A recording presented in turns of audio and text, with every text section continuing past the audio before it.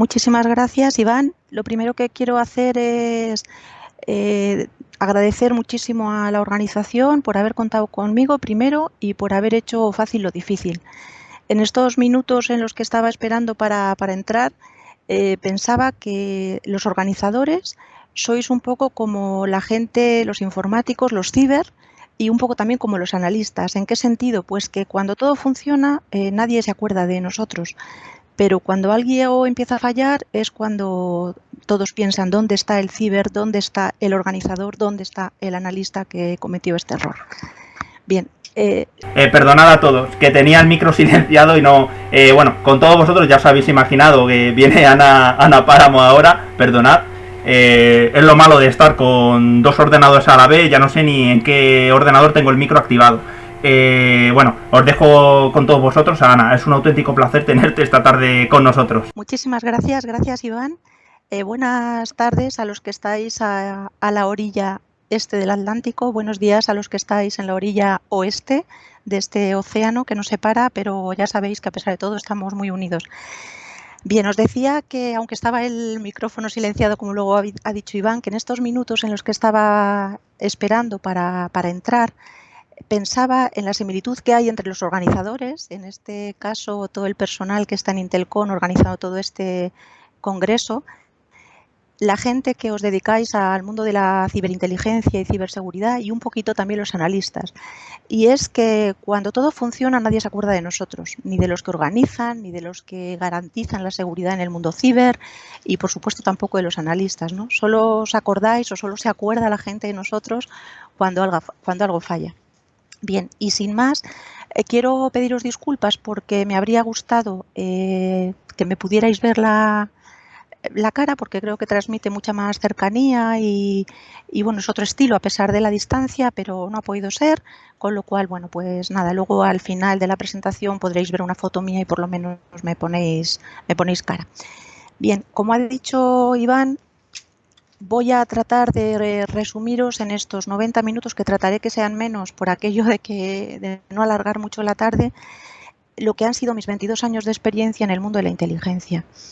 Primero como analista y luego como formadora. A lo largo de toda la presentación sabéis que tenéis abierto un chat en el que por favor os agradecería que formularais todas vuestras preguntas, todas vuestras dudas, inquietudes, críticas, comentarios. Y sin más, pues vamos a comenzar. Esto es la agenda que vamos a seguir.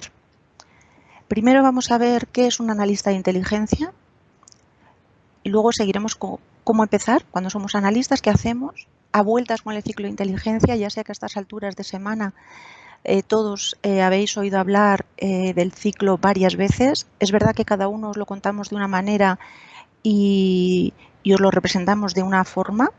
Yo os lo voy a explicar única y exclusivamente para tratar de daros una visión del papel que desempeña el analista de inteligencia dentro de lo que es el ciclo. Veremos luego el plan de actuación y a continuación el taller propiamente dicho para pasar y finalizar con unas conclusiones.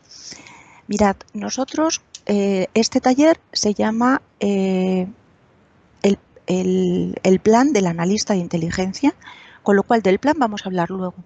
Y ahora vamos a hablar un poquito del analista de inteligencia. Nosotros aquí, durante esta sesión, vamos a entender la inteligencia como producto, es decir, como el resultado de aplicar técnicas de análisis a la información disponible con la finalidad de conseguir un resultado útil para que el decisor pueda tomar, valga la redundancia, decisiones con el mayor nivel de incertidumbre posible y con vistas a cumplir los objetivos de la organización, ya sea una organización pública o una organización privada.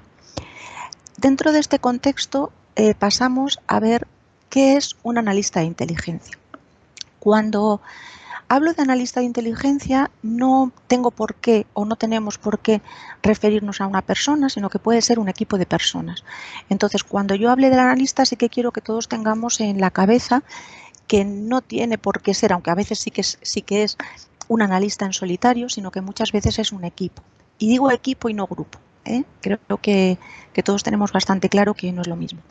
Y ahí nos pueden surgir varias preguntas, pero un analista, ¿qué es? Una persona experta en análisis y en sus técnicas, es decir, analiza muy bien, le des lo que le des. Es una persona experta en un tema específico de interés, aunque de análisis quizá de técnica sepa menos, pero tiene muy buena intención, imaginaos. Es una persona que se limita a recibir la información para después analizarla, esa imagen que muchos tienen del analista sentado en su butaca de una forma cómoda mientras otros están tratando de conseguir la información para él o para ella. Es una persona que busca información y la transforma en inteligencia. Bueno, en algunos casos sí, ya lo veremos. O también puede ser una persona que conoce los objetivos de la organización y la estrategia diseñada para alcanzarlos, y lo que hace es organizar un plan para contribuir a alcanzar esos objetivos y, por tanto, a cumplir las misiones que tiene encomendadas la organización, si es una organización pública, o que los objetivos, los intereses que quiere defender si es una institución privada y los intereses esos son privados. Pues fijaos, un analista de inteligencia es un poco de cada una de estas cosas y algo más. Hay o hubo durante un tiempo una discusión de si el analista debía ser experto en análisis o experto en su tema. Al final, pues como suele decirse de una manera muy castiza, ni para ti ni para mí, lo mejor es que tenga las dos cosas, claro. Efectivamente, cuanto más completo sea el bagaje que tiene una persona para realizar su trabajo, pues muchísimo mejor. ¿Se limita a recibir la información para después analizarla? Yo diría definitivamente no. ¿Por qué? Pues porque vamos a ver el papel activo que tiene el analista dentro de ese plan y de las organizaciones en las cuales trabaja. A veces hay analistas que no solamente se limitan a analizar, sino que además, por el motivo que sea, también tiene que abordar tareas de búsqueda de información. Eso ocurre sobre todo en entidades donde la unidad de inteligencia es pequeña. Suele ocurrir, que lo sepáis, y por ejemplo en empresas que no son muy grandes, pues es lo habitual. Pero también es cierto que incluso cuando las labores de análisis y de obtención están muy divididas, muy separadas, el analista siempre obtiene algo. ¿Por qué? Pues porque vive en el mundo. Entonces se entera de cosas, oye cosas, tiene contactos, etcétera. Con lo cual, analista puro al 100% es muy difícil que sea una persona. Y por supuesto, lo último debe ser una de las, no de las definiciones, pero sí de las características que mejor definiría a un analista, ¿no? Es una persona que conoce toda su organización, que sabe cuáles son los intereses que tiene que defender o bien los objetivos que quiere alcanzar, y lo que hace es con su inteligencia contribuir a desarrollar ese plan y por tanto a conseguir esos objetivos.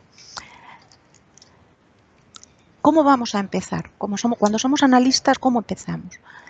Pues como veis ahí que dijo Stephen Covey, comienza con el fin en la mente. Esto quiero interpretarlo de la siguiente manera, o quiero que lo interpretéis de la siguiente forma. Cuando digo comienza con el fin en la mente, es ten muy claro a dónde quieres llegar, a qué pregunta quieres responder. Y para nada quiero decir ten muy claro cuál es la respuesta que quieres dar. ¿Por qué? Porque si nosotros queremos o nos obcecamos con dar una respuesta, vamos a darla. Claro que la vamos a dar, pero la probabilidad de que haya un error, de que haya un sesgo, es muy alta. Con lo cual, empezar con el fin en la mente es tener muy claro el objetivo. ¿Para qué debe servir nuestro análisis de inteligencia? ¿Qué finalidad pretendo con mi informe? Si es que al final hago un informe bien escrito o bien oral, es la esencia misma del analista, ¿no? Bien, a mí me gusta, yo no soy matemática, pero admiro mucho a los matemáticos porque, bueno, tienen una mente muy práctica. Y hay una frase que a mí me gusta mucho y es que si un problema está bien planteado, está casi resuelto. ¿Eso qué quiere decir? Pues vamos a llevarlo a nuestro mundo de analistas, de tal manera que si sabemos cuál es el problema, sabemos qué es lo que queremos resolver, entonces diremos, bueno, pues la mejor manera para resolverlo es tirar de estas variables, es decir, conseguir estas informaciones, utilizar esta fórmula, es decir, emplear esta técnica de análisis para llegar al resultado, que el matemático cuando empieza a plantear la ecuación no sabe si le va a dar 27 o 49. Bueno, pues el analista debe actuar de la misma manera. Sabe que quiere resolverlo, pero lo que no sabe es cuál va a ser el resultado. ¿Por qué? Porque es muy difícil que de una manera a priorística pueda saber qué es lo que va a pasar, porque tenemos incertidumbre, mucha incertidumbre.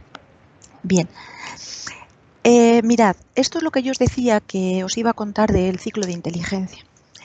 Normalmente, cuando buscamos en Internet o incluso nos han enseñado, nosotros vemos este ciclo de inteligencia de aquí, el redondito.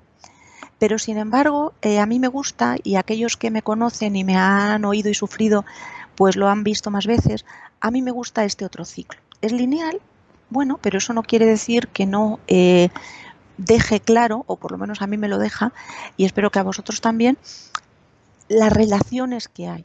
¿Por qué? Pues porque, mirad, yo en este ciclo de inteligencia no veo muy bien las relaciones que hay. Es como si efectivamente fuéramos pasando de una a otra, sí, continuamente de una a otra, pero este salto es como si no se pudiera dar, ¿no? Bien, y esto os lo voy a contar única y exclusivamente para que veáis cuál es el papel que juega el analista o el equipo de analistas dentro de lo que es una organización y dentro de lo que es el ciclo de inteligencia.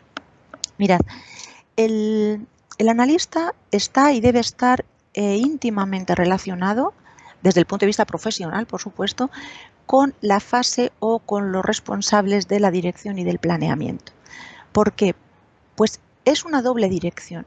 Primero, porque los analistas lo que hacen es conocen cuáles son las amenazas y cuáles son los riesgos a los que se puede enfrentar una organización y deben notificárselo a la dirección.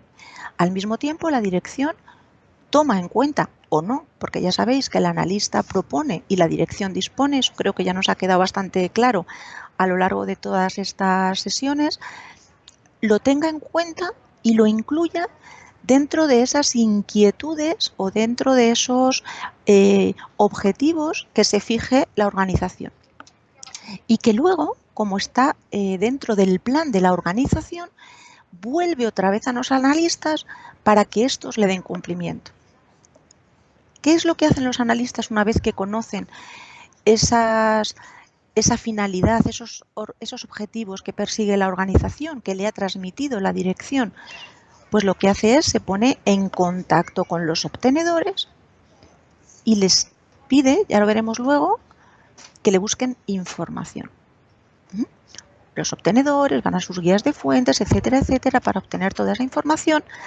El analista somete toda la información que entra por aquí a todas estas fases, ¿de acuerdo? Hasta que por fin lo difunde bien de una manera oral, bien de una manera escrita. Y luego, fijaos, hay una quinta fase a la que ya alguno de mis predecesores ha hecho referencia, que nosotros aquí en España no lo tenemos todavía institucionalizado, pero sí que hay muchas organizaciones, muchos servicios de inteligencia, sobre todo en el mundo anglosajón, que sí que lo tienen ya muy interiorizado y muy institucionalizado, que es la fase de retroalimentación. Es muy importante y sobre todo muy útil. ¿Por qué? Pues porque es bueno que los decisores, que los destinatarios de la inteligencia le digan al equipo de analistas por la cadena jerárquica que esté establecida si lo que les dan es útil o no. Fijaos, yo no estoy diciendo que la retroalimentación tenga que ser que el destinatario nos diga esto me gusta, esto no me gusta. No, ¿por qué? Porque a veces diremos al destinatario cosas que no quiere oír, que no le gustan. Pero sí que nos diga esto es útil, esto no es útil, esto ya me lo da otro organismo, esto no me interesa, lo que sea. ¿De acuerdo? En ese sentido me refiero que sería bueno lo que es la retroalimentación.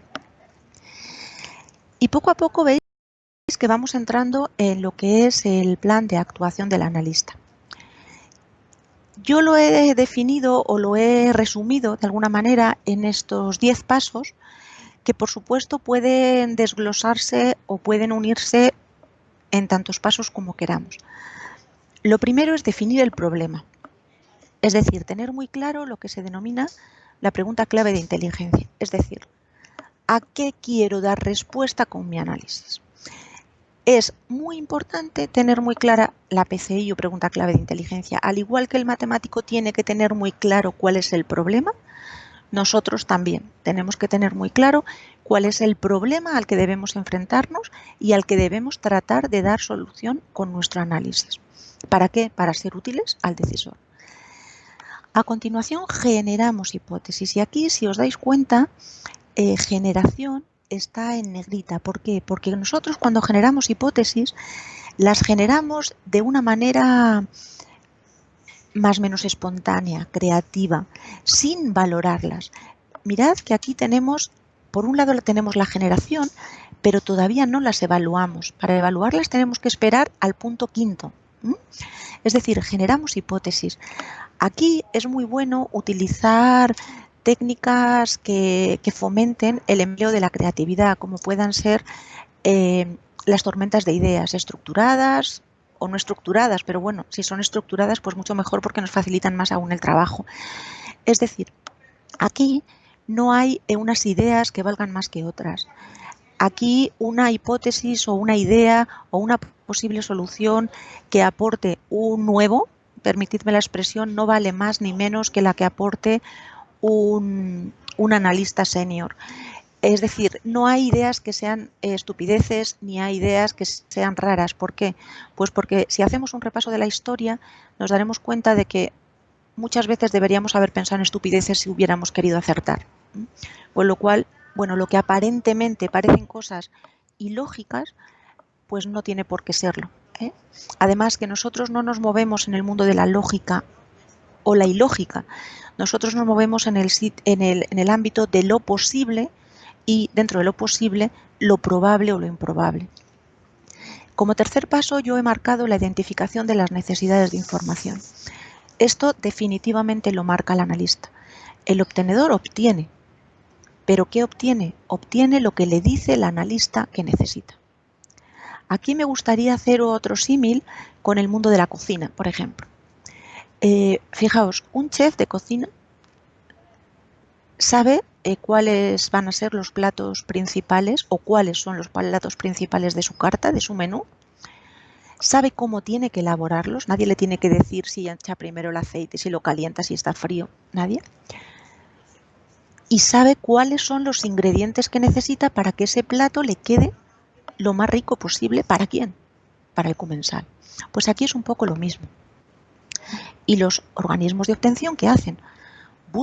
Hacen el esfuerzo que puedan hacer para conseguir todas aquellas informaciones o datos que le ha dicho el analista que necesita para poder elaborar ese plato gourmet. Ahí he puesto un asterisco porque, como os he dicho antes, hay organizaciones en las cuales el mismo o la misma persona que realiza o produce la inteligencia también realiza labores de obtención. Incluso quiero recalcar la idea que ya he dicho antes, que aunque un analista no tenga dentro de sus atribuciones, por decirlo de alguna manera, la obtención de información, siempre va a obtener algo. Porque, insisto, es que estamos en el mundo, leemos prensa, entramos en internet, vemos gente, comentamos, etcétera, etcétera. Ahora, aquí me gustaría ya adelantar un punto, y es que los analistas, cuando obtenemos información, tenemos que tener un especial cuidado a la hora de tratar esa información. ¿Por qué? Pues porque por un principio psicológico y por un sesgo tendemos a darle más valor a esa información que hemos obtenido nosotros que a otra información que puedan haber obtenido otros, lo cual no tiene por qué ser real de ninguna de las maneras. Es que yo lo he visto ya, pero es que el otro también lo ha visto. Luego veremos que además ver y percibir son cosas diferentes. Con lo cual, si somos obtenedores, además de analistas, tenemos que ser muy escrupulosos para no caer en la soberbia, permitidme un poco la expresión, de pensar que es que como yo lo he obtenido, es mejor que lo que me da mi organismo de obtención o cualquier otra persona que me dé información en este sentido, o al revés, que sea una información contraria a la que yo he obtenido. Como veis, una vez que yo voy teniendo información disponible, lo que hago es evaluar las hipótesis. Cuando yo evalúo las hipótesis, lo veremos luego, lo que hago es ver cuáles son posibles cuáles son más probables y cuáles son las más improbables. Pero no solamente eso, hago eso, ahora lo veremos. Fijaos, cuando yo evalúo hipótesis, lo tengo que hacer con herramientas que me objetivicen lo más posible todo aquello que es cualitativo, todo aquello que es valoración, para evitar sesgos, y sobre todo para evitar mis sesgos. Por eso también es muy importante que el analista trabaje en equipo, porque los sesgos disminuyen, salvo que sea un equipo que, digamos, que comparta casi al 100% la forma de pensar. Bien, veremos luego que cuando yo evalúo hipótesis, igual que cuando las genero, me gusta siempre decir que todo lo pensable es posible. Es decir, si a mí se me ha ocurrido, a mí, un simple analista, se me ha ocurrido, ¿por qué no se le puede ocurrir a otra persona? Y si se le ha podido ocurrir a otra persona, si esa persona tiene la capacidad, la motivación y la motivación, la capacidad, seguro que si quiere lo puede hacer, con los medios a su alcance. Con lo cual, si yo lo puedo pensar, otro lo puede pensar, luego es posible. Otra cosa es que sea más o menos probable. Cuando seleccionamos, hay autores que dicen que hay que seleccionar la más probable. Bien, puede ser que haya que seleccionar la más probable cuando vas a elaborar el informe de inteligencia. Es decir, tú al decisor no le vas a contar un montón de hipótesis. ¿Por qué? Pues porque lo que pretendes con tu informe es reducir la incertidumbre, no aportar más. Pero cuando tú seleccionas hipótesis para tú seguir trabajando como analista, yo recomiendo que como mínimo nos quedemos con 3 hipótesis. Esas 3 hipótesis, lo veremos luego de una manera un poquito más detallada y os explicaré el por qué, deben ser la más probable. ¿Por qué? Pues porque tiene visos de convertirse en real. La más perjudicial para los intereses que nuestra organización defiende, ya sean públicos o privados. Y la más beneficiosa. Luego veremos también un poquito por qué. Continuamos, y esto es verdad que si yo os he presentado un ciclo de inteligencia lineal, pero eso no quiere decir, lo veíais un poco por las flechas, que pueda haber continuamente peticiones de información.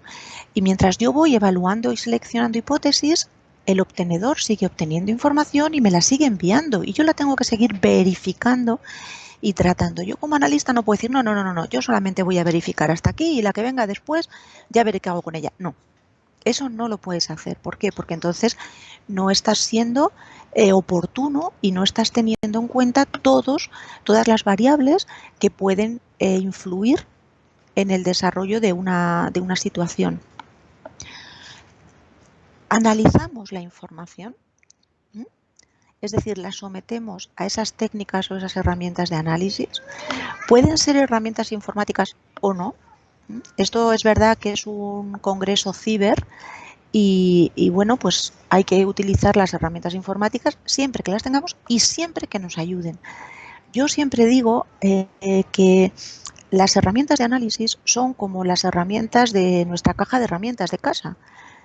Habrá veces en las que yo utilice un martillo, habrá veces en las que utilice una llave inglesa, habrá veces que necesite las dos cosas y habrá veces que no necesite ninguna. ¿Por qué? Pues porque la tuerca está tan floja que es que con los mismos dedos puedo aflojarla. Bien. Por último, elaboramos la inteligencia, donde vamos a ver que lo que hacemos es extraer aquellas ideas fundamentales que vamos a volcar en un informe y, por último, comunicamos esa inteligencia. Veremos que comunicar la inteligencia no es contarla y ya, no, es contarla de manera eficaz. Es contarla de manera que el destinatario tenga todo lo que necesita, no más, no menos, de una manera clara, comprensible y a tiempo. ¿De acuerdo? Bien. Fijaos, vamos a abordar algunos de los puntos que veíamos en ese plan de actuación de los analistas. Lo primero es formular una buena pregunta clave de inteligencia. ¿Esto es fácil o no? Depende. Al final, cuando has hecho muchas, pues pues te salen con más facilidad, pero no quiere decirse que el proceso sea sencillo. Hay una cosa que yo he vivido a lo largo de 22 años de experiencia, y es que el destinatario, iba a decir nunca, pero por aquello de que los analistas debemos ser muy prudentes, voy a decir prácticamente nunca, me han dicho, y cuando digo a mí digo a otros analistas colegas, qué es realmente lo que querían. Es decir, no nos han dado la pregunta. La pregunta la tiene que configurar el analista tratando de ponerse en los pies del destinatario. Porque ya digo, el destinatario puede decir, me interesa que sigamos el blanqueo de capitales procedente de tráficos ilícitos. Perfecto. Pero nunca nos va a decir, mira, búscame esta organización que en tal sitio está haciendo tal cosa. No, no lo va a hacer. No voy a decir nunca, insisto, por aquello de no utilizar expresiones categóricas, pero prácticamente nunca. Por eso es importante no solamente hacer una pregunta clave de inteligencia, sino hacer una buena pregunta clave de inteligencia. Aquí, bueno, como van a quedar colgadas las presentaciones, lo podréis consultar las veces que queráis, y además como vais a tener ahí mi contacto, pues si tenéis alguna duda lo podemos ver. ¿Qué es lo más importante? Primero, anticiparse a las necesidades, es decir, como analista no ser reactivo, ser proactivo. Vamos a ver, si sé que se va a producir, que se va a celebrar, perdón, una reunión próximamente en la que se debatan temas de interés para mi empresa, para mi país, para lo que sea, lo que tengo que hacer es ponerme a hacer un seguimiento de esa reunión y de todo lo que acontece y de todo lo que rodea esa reunión antes de, porque después ya servirá de bastante poco.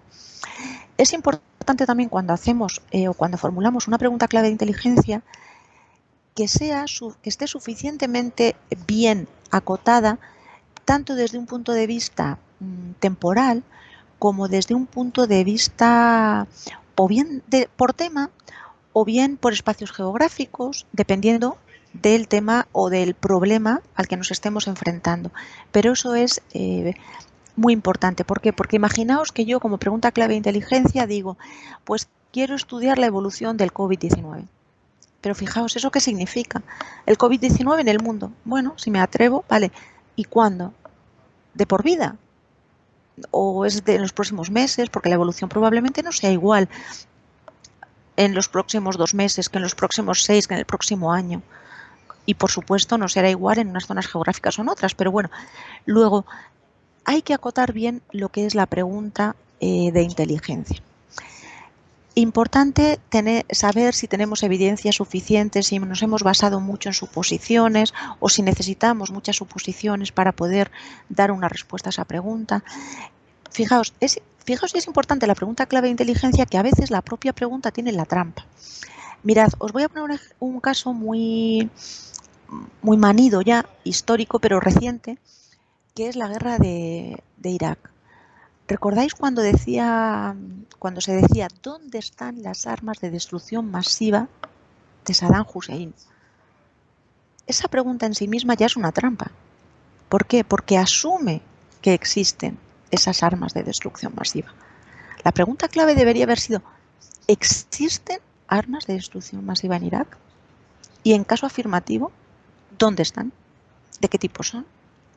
Veis un poco por lo que es muy importante que el comienzo, que el planteamiento esté bien hecho. Y luego es muy importante, y esto sí que creo que es casi la creme, es el punto número 8. Es decir, siempre tiene que haber un ¿y ahora qué? Que la pregunta me permita hacer una proyección a futuro, es decir, ¿qué puede pasar a partir de ahora? ¿Con qué probabilidad y con qué impacto? ¿Con qué impacto para qué? ¿Con qué impacto para los intereses que yo y mi organización defendemos? Insisto, pueden ser los intereses nacionales, pueden ser los beneficios de una compañía, puede ser un proyecto del tipo que sea, empresarial o de otro tipo. ¿De acuerdo? Siempre tiene que haber un ¿y ahora qué? Claro.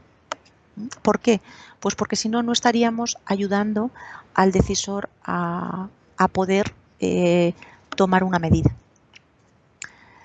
Pasamos al punto 2 de ese plan de actuación de los analistas y vemos que hay que generar hipótesis. Y os decía que generar no es valorar. Cuando yo genero, genero. Y expongo todo aquello que se me ocurre. Yo soy una gran defensora, y aquellos que me conocéis también lo sabéis, de los mapas mentales. Con lo cual, yo os invito a que aquellos que no estéis muy familiarizados, pues intentéis o empecéis a hacer pinitos, y los que estáis familiarizados, pues poco más os puedo decir. Pero sí que os animo a usarlos porque es una herramienta muy simple y muy potente. Y además está demostrado que es un buen remedio para un límite que tenemos las personas en general y los analistas también, porque recordad que antes de ser analistas somos personas. Y es que nuestra memoria a corto plazo tiene límites, la de largo plazo también, ya os lo digo yo, y además con la edad cada vez más, pero tiene límites y no puede tratar muchos datos al mismo tiempo. Con lo cual, si yo me ayudo de una herramienta de visualización como pueda ser un mapa mental, puedo tratar un montón de datos al mismo tiempo. Puedo ver posibles inferencias o relaciones entre unos y otros que de otra manera me costaría muchísimo más ver. Puedo ver aspectos que se me pudieran olvidar si no lo tengo presente, etcétera, etcétera. Y como os digo, cuando estoy generando, no estoy valorando. Vuelco todo. ¿Por qué? Para quitar ya habrá tiempo. Para rechazar ya habrá tiempo, pero lo tengo que rechazar de una manera lo más científica posible. Y aquí ya sé que alguno se estará revolviendo diciendo, bueno, a ver si ahora la inteligencia va a ser una disciplina científica, ¿no? Pero sí que utilizamos algunos procedimientos científicos aplicados a ciencias sociales. Esa es la matización. Bien. ¿Cuál es o qué tenemos que tener muy presente a la hora de hacer esas peticiones de información que tenemos que hacer a nuestros organismos de obtención? Tenemos que partir de la premisa de que debe existir una relación eficiente, continua, cordial, si es posible, por lo menos en lo profesional,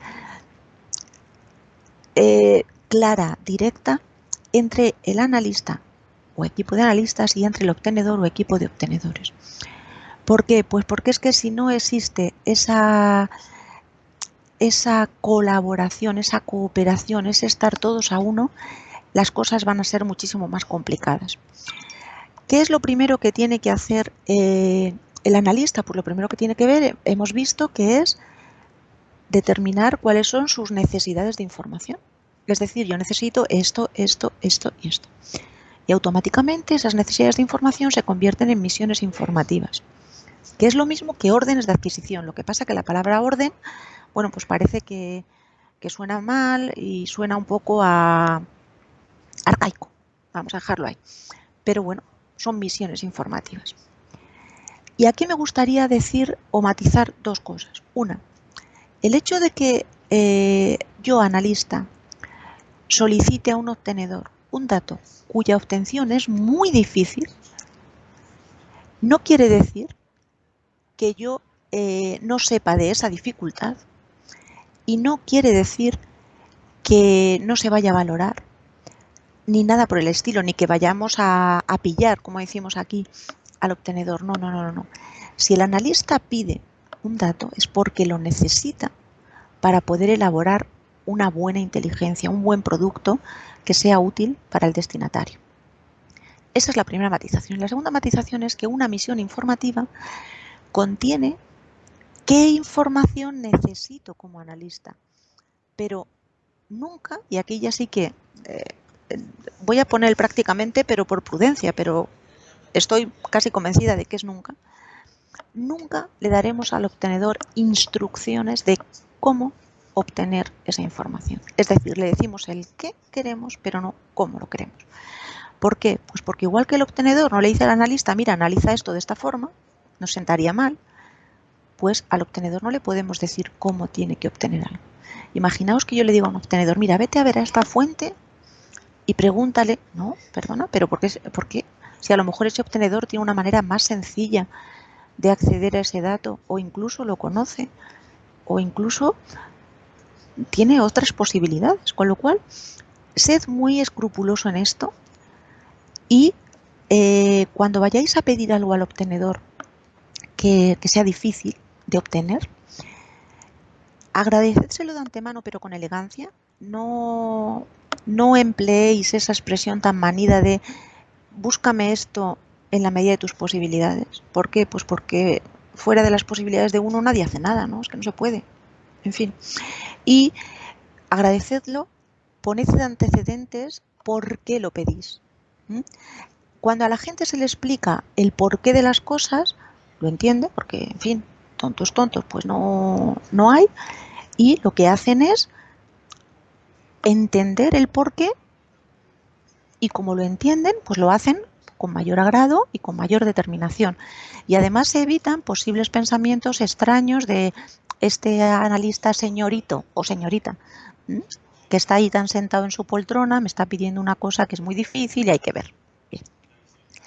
¿Qué hace el obtenedor una vez que tiene esa información?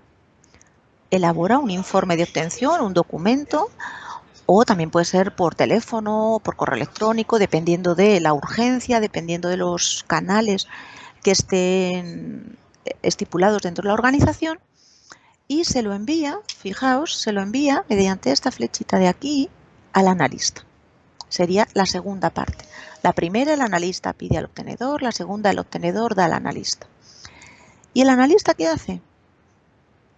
Se me olvidó decir que el obtenedor busca las fuentes, las que quiera o las que tenga, las que se le ocurran. Y es importante aquí decir que quien valora las fuentes es el obtenedor. ¿Por qué? Porque es quien realmente las conoce. Valora su fiabilidad, valora su capacitación o capacidad técnica, etcétera, etcétera. Y bien, como se estaba diciendo, esta información que llega del obtenedor al analista es sometido a una centrifugadora, por decirlo de alguna manera, donde todo es analizado, mezclado, integrado, interpretado. Se analiza, se valora y fijaos, si hemos dicho que a la fuente la valora el organismo de obtención, la información la valora solo el analista. Es decir, el analista es el único que puede decir esta información es buena o esta información es mala. ¿Por qué? Porque le llegan informaciones de un montón de fuentes, no solamente de un obtenedor, sino de varios obtenedores, y es el que tiene el grueso de la información, tiene el puzzle más o menos completo, porque siempre ya sabéis que falta alguna pieza, pero es el que sabe qué información es exacta. Cuando decimos exacta, una información es que es fiel a la realidad, de una manera objetiva, empírica. Analiza toda la información y ahí me he permitido poner la información disponible y la no disponible, porque a veces el hecho de que una información no esté disponible debe alertar al analista, porque puede ser que no esté disponible porque realmente no exista, bueno, es una posibilidad, es digamos también lo fácil pensar eso, pero también tenemos que pensar que puede no estar disponible porque alguien no quiere que esté disponible, por ejemplo. Esto se ve bastante claro en casos pues, de contrainteligencia, pongamos por caso, ¿no? o de otro tipo de actividades, pero bueno, esa es la primera que me viene a la cabeza. Y luego, entre toda la información, seleccionamos hipótesis que luego veremos y recalcaremos la idea de que se trata de refutar hipótesis más que de confirmar hipótesis. Se elabora la inteligencia y fijaos, en la fase 3 que está aquí, el analista hace dos cosas. Por un lado, elabora el informe de inteligencia e inicia la fase de difusión. El analista puede iniciar la fase de difusión bien porque se lo piden o bien por iniciativa propia. Tengo esta inteligencia, es muy buena, es muy útil, es muy oportuna, la voy a lanzar, la voy a difundir al destinatario porque le va a ser útil ahora mismo para tomar las decisiones que estime oportunas. Pero al mismo tiempo, fijaos lo que tiene que hacer, y esto se nos olvida casi siempre, es retroalimentar al obtenedor. Los analistas solemos quejarnos de que no nos realimenta el destinatario, no nos dice qué le parece nuestro trabajo. Ya, pues entonces nosotros hagamos con el obtenedor aquello que nos gustaría que hicieran con nosotros. Vamos a realimentarle, vamos a decirle, vamos a contarle, oye, esto fenomenal, esto por aquí, esto amplíalo, esto mejor déjalo de lado porque no me es útil, etcétera, etcétera. ¿De acuerdo? O sea, yo creo que este gráfico, este esquema debería ser, vamos, debería, no en pizarra, pero casi debería estar en un corcho, en todos los despachos de los analistas, porque a veces se nos olvida. Y fijaos que la retroalimentación al obtenedor me he permitido ponerlo en el mismo color que los otros, digamos, momentos clave en todo lo que es el plan de actuación de los analistas. Bien, continuemos. Vamos aquí a señalar algunos principios rectores, un poquito de, no sé si de filosofía, de psicología, de moralina, pero bueno, permitidme que vuelque mi experiencia aquí y os la transmita. Algunas de las cosas ya os lo he dicho, todo lo pensable es posible, con lo cual sé creativo. Piensa que una cosa es que algo sea posible y otra cosa es que algo sea probable o improbable. Cuestiónate todo, incluido tus mismos pensamientos, es decir, emplea siempre el pensamiento crítico. La primera impresión, a pesar de lo que se dice por ahí, no es la que cuenta, al menos en el mundo del análisis. Es más, normalmente es una fuente importante de sesgos y por tanto de errores de análisis. Ver no es percibir. Fijaos que cuando yo digo yo es que lo he visto y otra persona dice yo lo he visto, normalmente lo que hemos hecho, tanto la otra persona como yo, es percibir, no ver. Aquí me gusta siempre poner el mismo ejemplo y es el de un partido de fútbol. Aquí en España sabéis que hay mucha rivalidad entre el Real Madrid y el Barcelona. Bueno, pues si vemos una misma jugada al borde del área,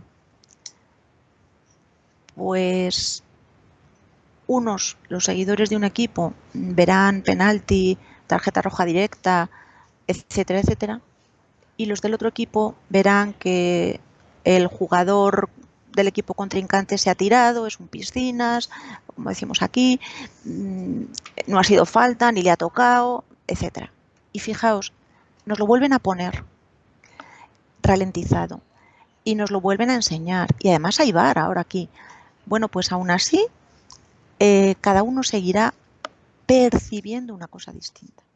Pero sin embargo el hecho está ahí. Con lo cual esto también nos puede pasar en nuestro mundo de analistas y tenemos que ser extremadamente cuidadosos con ello. Ser resiliente y tolera la frustración. Fijaos, el analista, creo que ayer también lo dijo José Manuel Díaz Caneja, elabora y comunica la inteligencia, pero decides otro.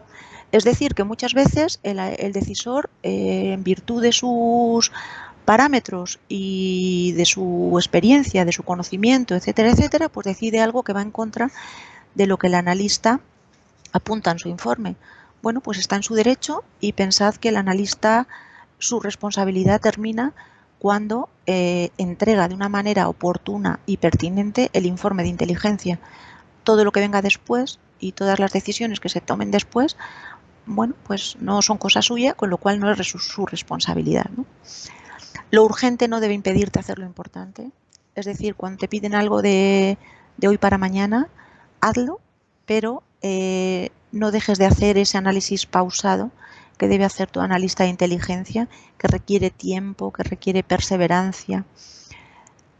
Sé proactivo, no esperes a que te pidan, ya lo hemos dicho antes. Fórmate permanentemente y aquí a los más experimentados o más expertos, era una palabra que yo antes usaba bastante, pero un compañero me dijo que hoy día con lo deprisa que va todo, nadie puede ser experto. Entonces, ahora cada vez que me viene la palabra a la cabeza me acuerdo de aquel compañero y bueno, pues si me está escuchando que me perdone, pero es la que me viene a la cabeza, ¿no?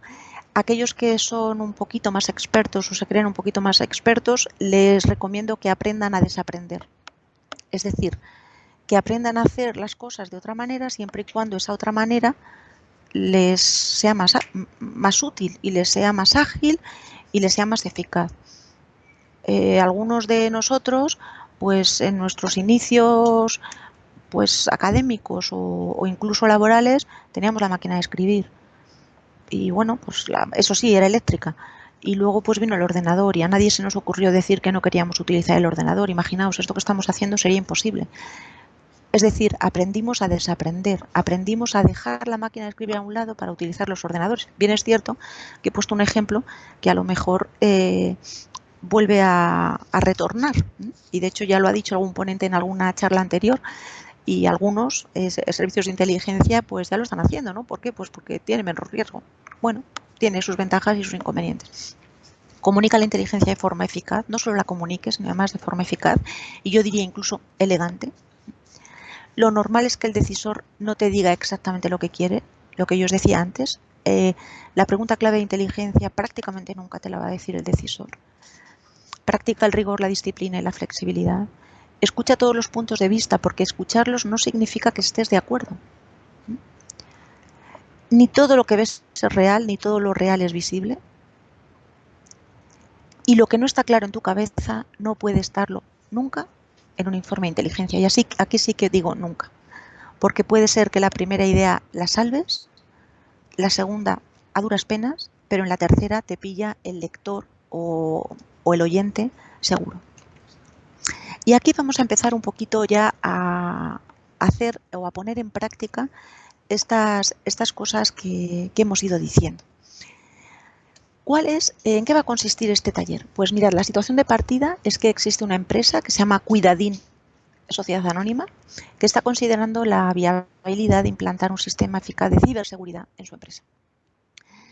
Y nosotros, cada uno de ustedes o de vosotros, somos analistas de inteligencia de una consultora que se llama Inteligencia-T Sociedad Anónima, y la dirección de esta empresa, Inteligencia-T S.A., ha designado a nuestro equipo este proyecto, es decir, hacer un estudio para ver, desde el punto de vista de inteligencia, por supuesto, a ver cómo abordaríamos o cómo podríamos ser útiles para ver si hay que implementar un sistema de ciberseguridad y, en caso afirmativo, cómo debería ser este tema. Bien, empezamos, como hemos dicho antes, siguiendo ese plan por la pregunta clave de inteligencia. ¿Y cuál es la pregunta clave de inteligencia? Que a mí se me ocurre, no tiene por qué estar entre... El hecho de que sea una pregunta clave de inteligencia no quiere decir que tenga que ir entre interrogaciones. Imaginémonos que nosotros queremos ver la evolución del COVID en los próximos 4 meses. Bueno, pues será evolución del COVID en los próximos 4 meses. También lo podemos formular. ¿Cuál será la evolución? Pero no tiene por qué necesariamente ir entre interrogaciones. Con lo cual yo aquí, como PCI, como pregunta clave de inteligencia, he elaborado esta: amenazas y riesgos para la seguridad cibernética de Cuidadín S.A. Es decir, ¿qué es aquello de lo que la ciberseguridad debería ocuparse? ¿Cómo en este caso, la inteligencia puede ayudar a la ciberseguridad? A veces, algunas empresas dicen, uy, yo quiero ciberseguridad, ¿cuál? Toda. Vamos a ver, primero, la seguridad total no existe, pero ni en el mundo físico, ni en el mundo ciber, ni en ningún mundo. Segundo, es que tienes recursos ilimitados como para tener todo lo disponible en el mundo de la seguridad. Segundo, te es rentable en todos los sentidos. Tercero, pero si nunca... Vamos a ver, si la probabilidad de que sufras un ataque es mínima, habrá que poner unos medios acordes a ese riesgo al que está sometido.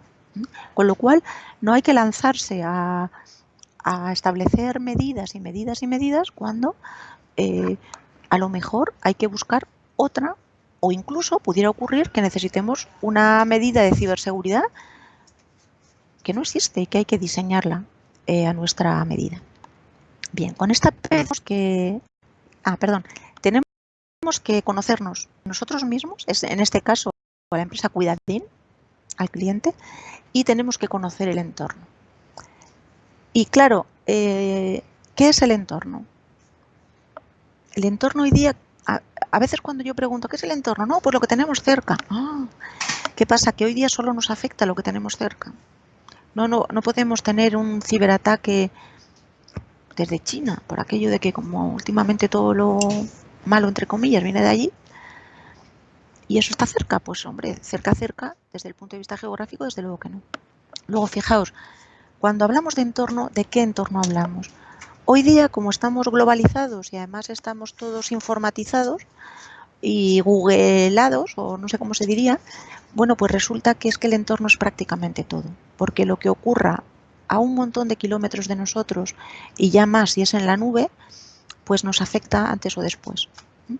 Y además, a todo esto se une de que la percepción del mundo o la percepción del entorno puede ser muy diferente para unos y para otros. Nosotros como analistas, ¿qué tenemos que hacer?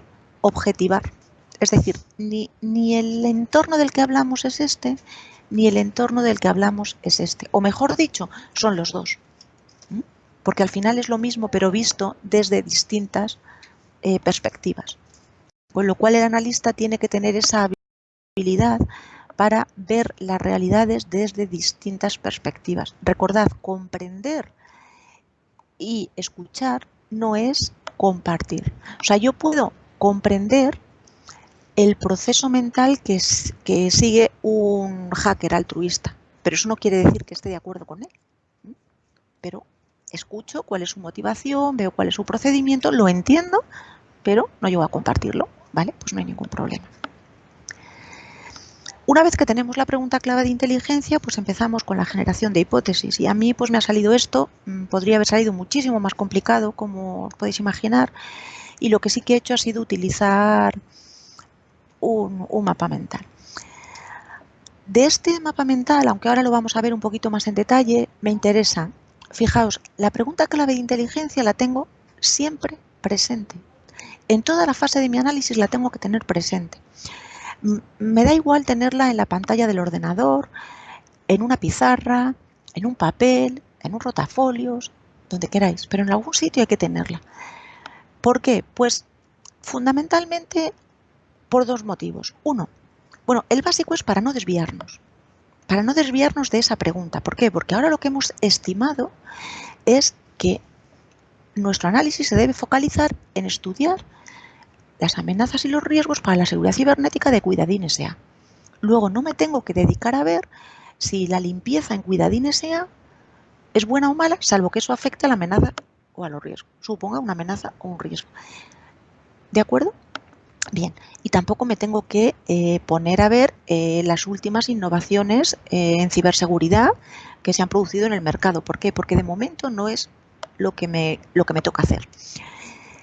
Y dentro de este no desviarse, si además vemos que en el mundo de Internet todo se complica mucho y además ya sabéis las cookies y las no cookies, pues resulta que empiezas mirando la competencia de Cuidadín y ya te digo yo que como te descuides terminas comprando tú unos zapatos, porque al final te empiezan a entrar tal cual y en fin. Bueno, pues entonces no hay que desviarse. Con lo cual yo recomiendo que la PCI la tengáis siempre en un lugar visible, porque recordad, en la cabeza pues se puede olvidar. Cuando lo tenemos ahí, pues olvidarnos es más difícil. ¿Por qué? Porque es que nos está entrando por los ojos permanentemente. Y para generar estas hipótesis yo tengo que analizar o tengo que ver esas posibilidades, esos riesgos, esas amenazas que existen para la empresa.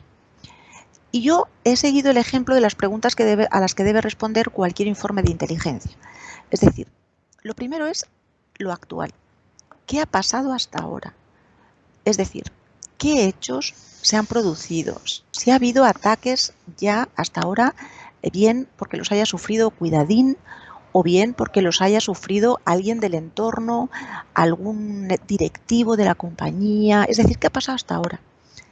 ¿Qué reacciones se han producido ante esos ataques? ¿Qué consecuencias han tenido esos ataques? Etcétera, etcétera. Es decir, conocer el presente para irnos a futuro. Recordad, la inteligencia siempre lo que tiene que hacer es anticiparse al futuro. ¿Qué más hacemos? Pues vemos quién puede estar interesado en atacar a Cuidadín. Pues imaginaos, entre otros pueden estar, esto no es una lista cerrada ni mucho menos, tenemos los accionistas, tenemos competidores reales o potenciales. Puede ser que un competidor no exista todavía, pero va a empezar a serlo porque se va a introducir en nuestro sector, en el sector de Cuidadín, o porque va a lanzar un producto que entra en competencia clara con uno que esta empresa oferta, etcétera, etcétera. Pueden ser trabajadores, los famosos insiders o personal de la limpieza externa, etcétera, de subcontratas. Pueden ser clientes desencantados, pueden ser despedidos, trabajadores despedidos que estén resentidos. Puede ser un hacker altruista que se ha mostrado como reto, o puede ser alguien que aquí no está puesto, pero podría estar, alguien que por casualidad pues entra y ataca sin querer. Dentro de todos estos quiénes tenemos que ver cuáles son las causas que les podrían llevar a atacar, porque casi nadie hace las cosas porque sí, casi todo el mundo lo hace por un algo y para conseguir algo. ¿Cuál es la capacidad de esos posibles interesados en atacar y cuál es su voluntad? Es decir, tengo motivo, tengo capacidad para hacerlo, pero quiero hacerlo. Bien. ¿Cuándo se puede producir esta amenaza? Bueno, pues se podría aprovechando ferias, aprovechando eventos, en vacaciones o festivos, que sé que se rebajan un poquito las exigencias de seguridad de un modo permanente, cuando surja la oportunidad. ¿Dónde se puede hacer el ataque? Pues imaginaos, se puede hacer un ataque contra la página web, contra la sede principal, porque sabemos que ahí pues es donde se sincroniza todo lo que es la información y ahí es donde están las copias de seguridad, etcétera, etcétera, en el CPD, esté donde esté en la sede principal o esté en otro sitio, en ficheros de clientes, puede ser en transporte, físico o no físico, es decir, puede ser en un correo electrónico. ¿Y cómo se podría llevar a cabo esa amenaza o esa amenaza? Pues en un correo electrónico, por eso aquí está el correo electrónico, mediante phishing, mediante un pendrive, ¿por qué no? Con un malware, provocando una caída en la red, dependiendo de lo que queramos pretender, pues imaginaos que queremos paralizar la actividad de una compañía. A lo mejor si me cargo la intranet, pues ya lo consigo. ¿Y por qué? Pues puede ser por despecho, puede ser por diversión o reto. Pensemos en el hacker altruista o en aquella persona, un grupo de estudiantes de ingeniería informática que dicen, hoy no tenemos nada que hacer, pues vamos a... Hay para todo, por motivos económicos, es decir, por un montón de motivos. Ya os he dicho que esto no es una lista ni mucho menos cerrada. ¿Para qué lo puede hacer? Pues lo puede hacer para generar influencia. Vienen Cuidadín, vienen los clientes, vienen en la opinión pública en general. Puede ser por plagio. Imaginémonos que Cuidadín tiene un activo muy valioso y bueno, pues lo quieren plagiar. Entonces quiero conseguir todo, imaginaos ahora todo lo que hay con las vacunas. Bueno, puede ser que lo que pretenda es conocer sus vulnerabilidades, con vistas o no a dar un paso más, desviar la atención, es decir, sé que Cuidadín ahora está muy centrada en la próxima campaña de no sé qué, bueno, pues quiero desviar la atención de la dirección hacia este ciberataque. Estas cosas, aunque parezcan raras, ocurren, ¿eh? O puede ser para desprestigiar. Imaginaos si yo provoco, por ejemplo, una caída o colapso en la página web, bueno, pues dependiendo del momento puedo desprestigiar o puedo hacer otro tipo de ataque. Ya ahí si nos metemos en desinformación, en desinformación y demás, pues imaginaos, ¿no? Bien. Con lo cual aquí, ¿yo qué es lo que he hecho? Con este mapa mental lo que he hecho ha sido generar o hacerme una idea de qué tipo de ataques puede sufrir Cuidadín. ¿Para qué? Pues para luego darle respuesta, primero hacerme una composición del lugar, analizar y luego poder dar respuesta a esta gran pregunta que es ¿y ahora qué? Vale, muy bien. Tengo todas estas amenazas, tengo este nivel de riesgo y ahora ¿qué puedo hacer? ¿Qué puede pasar a partir de ahora? ¿Qué probabilidad hay de que me ataque? ¿Quién? ¿Cómo? ¿Por qué? ¿De acuerdo? Para dárselo a la dirección y que la dirección decida si quiere implantar un programa de ciberseguridad y en caso afirmativo cuál. Y con esto lo que hago es identifico necesidades de información. Podrían ser miles, pero bueno, como no podía ser de otra forma, pues yo aquí he puesto unas poquitas. Por ejemplo, yo preguntaría, ¿tiene Cuidadín algún sistema de ciberseguridad ahora mismo implantado? Y si tiene, pues ¿cuáles? ¿Ha recibido algún ataque recientemente? ¿De quién? ¿Cuándo? ¿Cómo se produjo? ¿En qué momento? ¿Alguien ha amenazado expresamente a Cuidadín? Hay veces que la gente amenaza y luego no cumple, pero hay veces que sí. me gustaría saber, pues, empleados y desempleados, el clima laboral que existe, si están más o menos contentos, si hay personas que ya no están en la compañía. Y más que desempleados, puede ser que estén empleados, pero en otros sitios. Quiero decir que ya no son empleados, que han sido despedidos. Bueno, pues, ¿por qué se les ha despedido? Si se fueron a bien con la empresa o no, etcétera, etcétera. Si hay clientes despechados que se han sentido en algún momento mal atendidos por la empresa, las empresas de la competencia, como hemos dicho antes, tanto actual como potencial, ¿cuáles son? Yo tengo que tener un listado.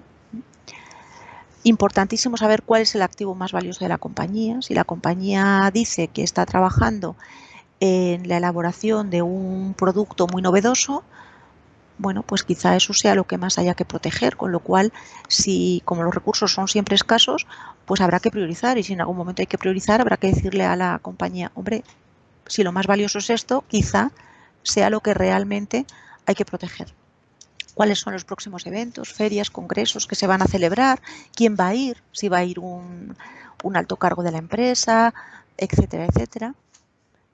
Ahora que está tan de moda, cómo está el tema del teletrabajo, porque ahí puede haber, en fin, para el mundo ciber, pues no os tengo que contar, ¿no? Puede haber de todo, con lo cual, cómo está ese tema. Incluso, fijaos, aquí he puesto puntos suspensivos porque se nos pueden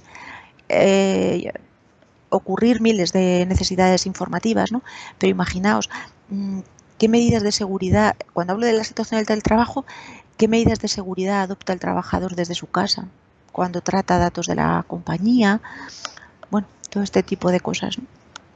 Bien, incluso si hay cultura de seguridad o de ciberseguridad entre los trabajadores. Y nos lanzaríamos a la obtención de información, que como he dicho antes, puede ser que la hagamos los propios analistas o la haga un equipo de obtención. Y el equipo de obtención mirará su guía de fuentes. Y en esa guía de fuentes entra todo lo que os podáis imaginar. Cuando hablamos de fuentes, cualquier cosa, y permitidme la ordinariez esta de cosa, de la cual se pueda obtener información. Me da igual que sea una imagen, que sea una persona, que sea un periódico, que sea una página web, que sea una red social, siempre que se haga de forma ética y legal. Hay que ser creativo. ¿Por qué? Porque a veces es que la información está donde menos nos imaginamos. Y nosotros lo que queremos es la información, con lo cual, si la información, imaginaos, está un día hablando en la playa con un colega de lo que sea, pues tendré que irme un día con mi bañador a la playa, aunque no me guste la arena, y conseguir el dato que necesito. Ahora está también muy de moda, y yo no estoy en contra ni mucho menos del Big Data, de todo lo que es la inteligencia artificial, pero tengamos en cuenta que el Big Data debe estar unido al Smart Data. Al Small Data, como dice alguno de los colegas, y al Smart Data, como dice algún otro, ¿no? Entonces, fijaos, ¿qué quiero decir con esto? Cuando nosotros nos vamos a Big Data, de ahí podemos obtener muy buena información, pero de cosas que ya han ocurrido. Pero resulta que como lo que suele ocurrir ahora es algo totalmente distinto a lo que ha ocurrido hasta ahora, pues entonces el Big Data nos vale para ver tendencias, pero para cosas de mucho impacto, incluso con una probabilidad muy baja o incluso extrañas, por decirlo de alguna manera, pues el Big Data es más limitado, con lo cual ahí tenemos que darle paso al Smart Data, a la creatividad, a la cabeza humana. Los datos cuantitativos e informaciones cualitativas, claro, es que no solamente cuentan una... Es que estoy haciendo análisis financiero de una empresa, ya, pero es que a lo mejor hay algún dato que no es estrictamente financiero y me puede valer. Y es como que, por ejemplo, ha habido un desacuerdo en la última junta, lo que sea. Es decir, que aunque estemos analizando un tema más cuantitativo o más ciber, no quiere decir que no haya información que no sea estrictamente ciber que me pueda valer. ¿Por qué no encuentro aquello que debería estar? Esto sí que me gustaría que aprendiéramos a preguntárnoslo casi siempre. Si esto es así, debería tener este dato. ¿Por qué no está? ¿Por qué no lo tengo? ¿Qué significa este dato que no concuerda con el resto? Puede ser una campaña de desinformación, imaginémonos, Puede ser que no sea nada o puede ser que sea realmente lo que importa.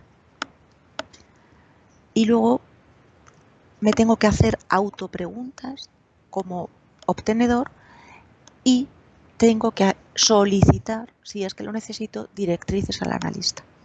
Por aquí va bien, por aquí no va bien, de esto más, de esto menos, esto es bueno, esto es malo. Desde el punto de vista de calidad, no de gusto, ¿eh? O sea, no, el obtenedor no debe preguntarle al analista, ¿te gusta esto? No, porque para gusto está la moda. Lo que tiene que preguntarles, ¿esto te es útil? ¿Esto es de calidad? Bien, continuamos con nuestro plan y pasamos a la evaluación de hipótesis. Y aquí, como os he dicho, vamos a emplear o vamos a tratar de emplear un procedimiento científico, pero aplicado a ciencias sociales. Y vamos a emplear esta máxima de más vale refutar que confirmar. ¿Por qué? Pues porque confirmar es relativamente fácil. Si yo quiero confirmar una hipótesis, es bastante sencillo porque solamente tengo que orientar todas las informaciones a esa hipótesis que quiero confirmar.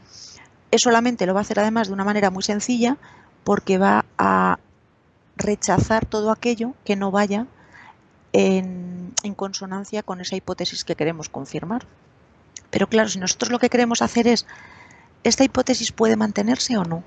Y encontramos una evidencia o dos que hacen insostenible esa hipótesis, fijaos, eso ya es un descarte, es decir, no la puedo mantener, o a veces la puedo mantener, pero lo que hago es bajar muchísimo la probabilidad de ocurrencia. Bien. Y por supuesto, fijaos, cuando se solicita información, se evalúan hipótesis, etcétera, esto no paramos. O sea, las hipótesis no se generan y se evalúan una vez, sino que se hacen todas las veces que se nos ocurra. Imaginaos, como decíamos en la diapositiva anterior, que aparece un dato, una información que no tiene nada que ver con lo que parecía que iba a confirmarse, a lo mejor eso nos lleva a generar una hipótesis diferente. Con lo cual, habrá nuevas peticiones de información, nueva valoración, evaluación, etc. Aquí os he puesto una tabla muy sencilla. Está sacada de una aplicación informática que además, si queréis, está disponible de manera gratuita en Internet, que es ACH, Análisis de Hipótesis en Competencia. Y aquí hablábamos antes de cuál es la hipótesis que tengo que elegir. Y yo os decía que al menos 3. Mirad, la más probable, porque lo lógico casi siempre es asesorar al decisor sobre lo más probable, con sus repercusiones, para los intereses que queremos defender. Es bueno tener siempre marcada la más perjudicial. Imaginémonos, yo por eso aquí he marcado en rojo, imaginémonos que aquí hubiera una hipótesis que de ocurrir, de confirmarse, fuera la más peligrosa, la más perjudicial para los intereses que yo pretendo o que yo tengo que defender. Pues yo esa no la puedo perder de vista, aunque sea muy improbable. ¿Por qué? Porque si ocurre algo que hace que esa tendencia cambie y que gane en probabilidad, tengo que estar preparado. Recordad, proactividad. Y luego tengo que tener en mente siempre la más beneficiosa, no porque yo sea muy optimista, sino porque si quiero fomentar, dar el paso de la inteligencia a la prospectiva, lo que tendré que tratar es de fomentar, hacer algo para que se cumpla la hipótesis más beneficiosa. ¿Por qué? Pues que si es lo mejor para mí, pues vamos a por ello. Bueno, eso ya es prospectiva y eso ya lo trataremos, Ichala, como dirían, en el próximo congreso, si es que los organizadores lo tienen a bien. Bien, y seguimos verificando información. Y aquí lo único que me gustaría deciros es que tenemos que tratar de una manera rigurosa e imparcial todos los datos, con lo cual tendremos que ir con esa lupa e incluso a veces la lupa orientarla hacia nosotros mismos en el sentido de ver dónde me estoy dejando llevar por una primera impresión, dónde me estoy dejando llevar por un modo de pensar, por un prejuicio, etc. Demandaré toda la información que necesite, si es que fuera preciso. Muchas veces no necesitamos más, lo que necesitamos es analizarlo mejor. Necesito nuevas hipótesis. Y es importante dirigir los esfuerzos de obtención hacia aquellas evidencias que sean críticas. Aquellas que, de producirse, me indicarían, me refutarían muchas hipótesis y me confirmarían una o muy pocas, o bien aquellos que de producirse cambiarían los resultados, sobre todo si esos resultados pasaran a ser los peores para la organización. ¿Y cómo analizamos la información? Pues bueno, valoramos esa información, hemos dicho que a la fuente la valora siempre el obtenedor, pero sin embargo la información la valora el analista según unos criterios en los cuales pues bueno, no vamos a entrar porque entre otras cosas no nos daría tiempo. Valoración, examen, integra todos los datos que tiene, porque un dato inconexo no puede ni servir para hacer ya una hipótesis, ni cerrarnos solo en torno a ese dato y tratar de confirmarlo, sino que tenemos que dar sentido a todos los datos de una manera integral, relacionándolos. Por eso nos tenemos que preguntar qué pinta este dato si no casa con los demás. Tenemos que interpretarlos, darle sentido a todos esos datos. Porque fijaos, si yo tengo datos valorados, los examino y tomo aquellos que son útiles para dar respuesta a esta pregunta y los integro, lo que estoy haciendo es una foto fija. Y hasta aquí, fijaos, como es solamente lo que ha pasado pero bien organizadito, estoy haciendo lo que dice Robert Clark, que es historia, incluso periodismo, pero no es inteligencia.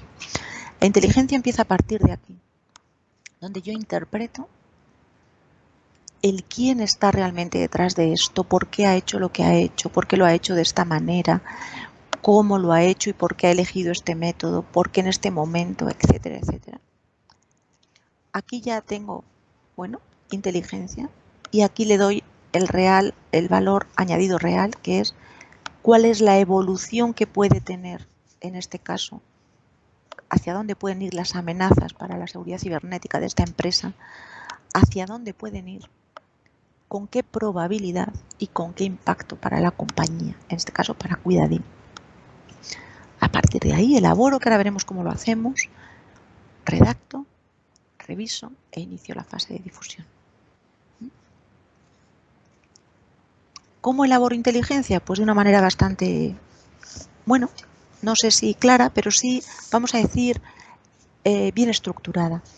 Tengo que elaborar un buen mensaje, que es lo que yo quiero transmitir al destinatario, es lo que quiero que le quede al destinatario sí o sí.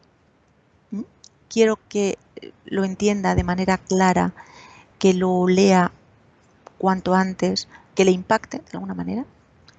Luego tengo que abordar o tengo que aportar una serie de ideas principales, algunas secundarias, pero bueno, si son secundarias puedo también omitirlas, y tengo que dar evidencias o indicios que me lleven a pensar dónde yo he llegado para darle al destinatario, transmitirle cierta seguridad y transmitirle rigor en todo el proceso analítico y decirle cómo he llegado a donde he llegado. Y por último, las conclusiones, que no deben ser nunca una repetición del mensaje, sino que en las conclusiones lo que tengo que decir es qué puede pasar a partir de ahora, con qué probabilidad y con qué impacto para los intereses, en este caso de la empresa Cuidadín S.A. Y el hermano casi pobre del ciclo de inteligencia, que es la comunicación, como ya es lo último, casi nunca le prestamos atención.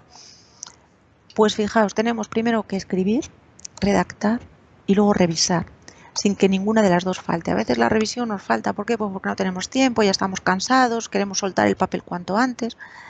Las 5 Cs de la redacción. Un informe de inteligencia tiene que ser claro, es decir, claro significa que lo entienda quien lo tiene que entender, como yo, analista, quiero que lo entienda y no de otra manera. Aquí una llamada a los ciber. Cuando queréis transmitir algo a alguien que no es técnico como vosotros, vuestro gran reto es emplear un lenguaje claro. ¿Para qué? Para que lo entienda quienes no son técnicos. Si es que ese es vuestro auditorio, claro es. Luego, tenéis que conseguirlo. Y el hecho de no utilizar tecnicismos o palabras extrañas no quiere ni mucho menos decir que vuestra charla o vuestra exposición tenga menos categoría o vuestro informe. Sencillamente te has adaptado al destinatario y has hecho que comprenda lo que tú quieres que comprenda. Tiene que ser completo, es decir, no puede faltar ningún dato esencial. Tiene que ser conciso, si lo puedo decir en 4 párrafos, ¿para qué lo voy a decir en 6? Tiene que ser concreto. Aportando datos concretos, ganamos. Por un lado, transmitimos seguridad y por otro lado, fomentamos, esto es un efecto psicológico inconsciente, fomentamos que el lector o el oyente de nuestra inteligencia recuerde mejor lo que le hemos contado y que sea coherente. Es decir, no puedo decir que no hay amenazas para Cuidadín y luego decir que la ciberseguridad en Cuidadín está totalmente descuidada y que los ataques le pueden venir por cualquier sitio. Esto, que parece así un poco raro, bueno, pues puede ocurrir. Empiezas a leer un documento y de repente en 2 párrafos más abajo lees algo que va en contraposición con lo que has dicho más arriba. Y una vez que lo tenemos, revisamos fondo y forma, partiendo de la base de que la forma siempre debe ser o debe adecuarse al fondo y no al revés, pero teniendo en cuenta que las dos cosas son muy importantes. Fijaos, al principio os he dicho, hay que comunicar de forma eficaz y a poder ser elegante. Y aquí añadiría la 6ª C, que es la corrección. La corrección en todos los sentidos. La corrección ya no solo gramatical, sintáctica, ortográfica, etcétera, etcétera, sino la corrección en el trato, la corrección en las expresiones, etcétera, etcétera. Y con esto ya comenzaríamos o daríamos salida a nuestro informe de inteligencia, el que nos hubiera resultado después de hacer todo este repaso que hemos hecho. Y daríamos eso paso a lo que es la fase de difusión de la manera que tenga establecida la organización a la que nosotros pertenecemos, en este caso, Inteligencia T, Sociedad Anónima. Y más que unas conclusiones son unas consideraciones de todo lo que os he contado y que espero que os sirva. Primero, identifica el objetivo de tu análisis. Antes, recordad siempre la máxima de los matemáticos. Un problema bien planteado está prácticamente resuelto. Formula la PCI y abstente de responder sobre la base de una primera impresión. Uy, a esa impresión le sobra una S y le falta una tilde, perdonadme. Establece un plan y elige las herramientas analíticas más útiles para el caso concreto.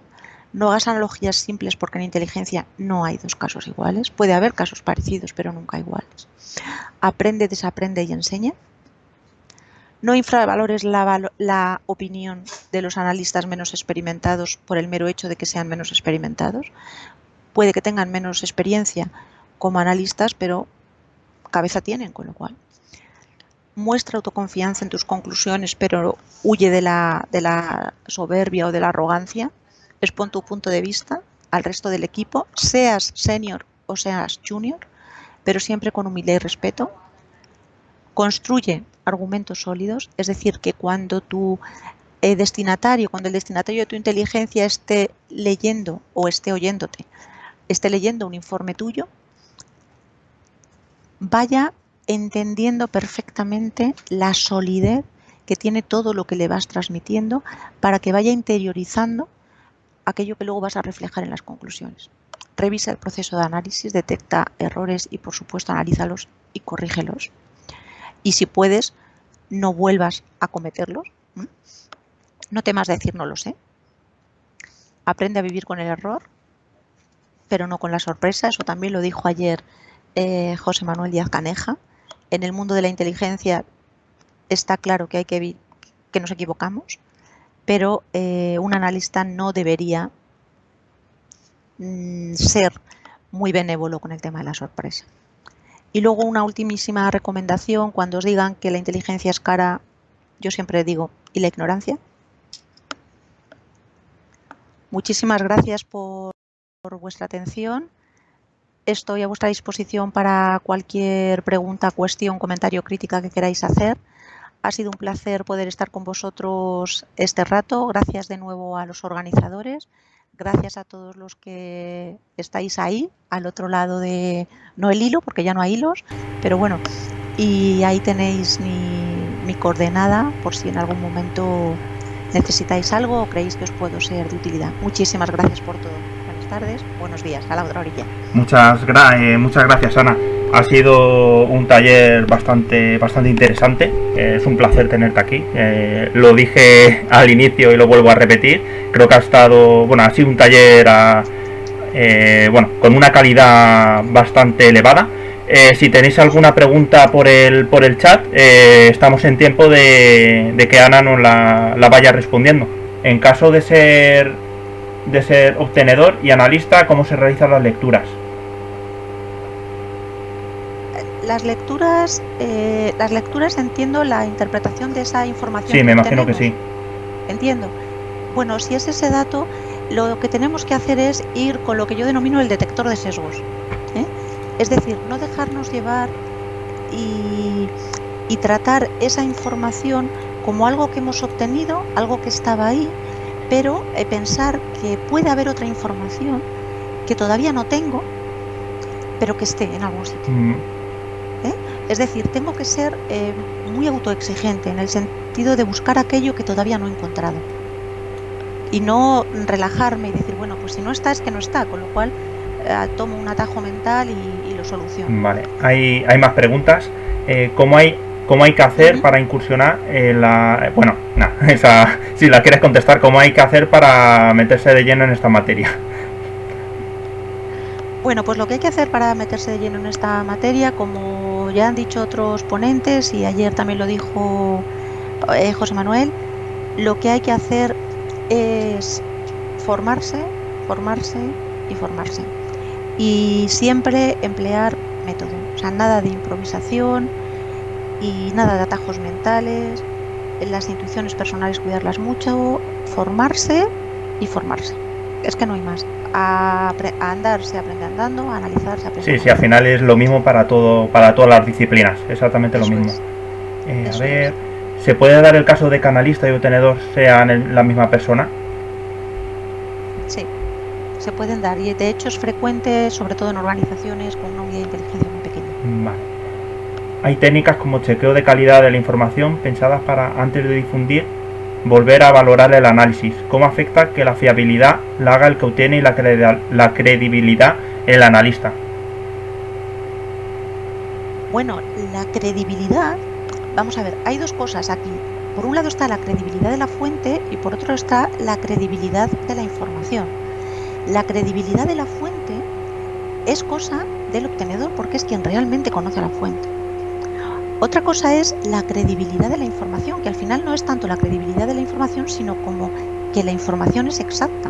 O sea, imaginémonos una declaración pública o una aparición en prensa en un país poco democrático. Bueno, pues vamos a ver. La credibilidad de la persona que ha hecho la declaración a lo mejor es muy alta, pero resulta que es que la información es totalmente falsa. O sea que por eso es que son cosas diferentes. Entonces, si se refiere a la credibilidad de la fuente, siempre es cosa del obtenedor. Lo que está claro que cuantas más veces aporte información buena, más ganará en credibilidad. Vale, otra pregunta. ¿Qué libros o material puedes recomendar en relación a esta materia? Pues hay bastante bibliografía.